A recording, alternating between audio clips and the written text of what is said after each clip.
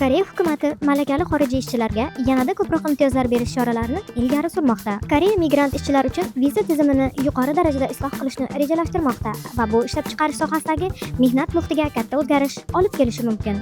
Shu paytgacha Y9 vizasidagi ishchilar tajribasi yoki malakasidan qat'iy nazar bir xil munosabatni olib kelgan. Endilikda esa hukumat malaka oshirish, sertifikat olish va uzoq muddat ishlashiga qarab imtiyozlar farqlanadigan yangi bosqichli viza tizimini ko'rib chiqmoqda. Bunga misol sifatida shri-lankalik payvandchi Jamilni keltirish mumkin.